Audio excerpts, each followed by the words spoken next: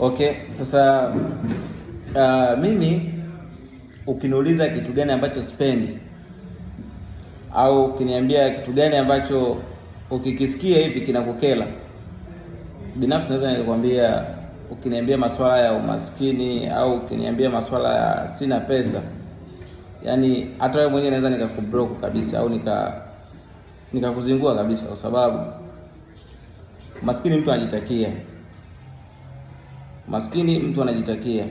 Kwa sababu gani? Unakuta mtu anamiliki simu ambayo kanunua maybe kwa 200,000, 300,000, 400,000, wengine wanamiliki hadi simu za milioni 1 plus milioni 2. Wanamiliki simu lakini pesa hana.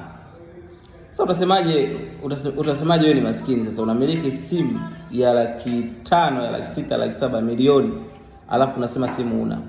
Na maana huo umaskini wewe umejitakia. Kwa mimi nikisikia mtu ananiambia masuala ya umaskini, binafsi waga nachukia sana. Kwa sababu mimi mwenyewe nachukia umaskini. Kwa hiyo jambo ambalo naweza nikakushauri,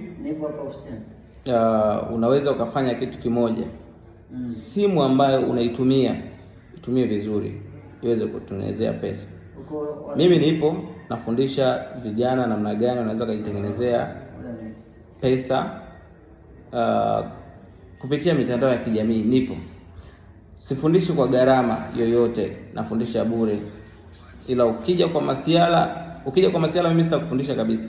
Lakini ukija ukiwa serious, unahitaji kufanikiwa kupitia simu yako, mimi nipo, nitakufundisha uweze kuanza biashara kupitia simu yako.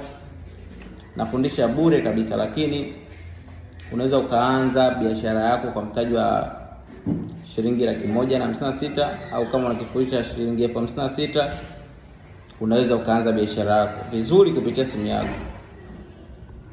Karibu.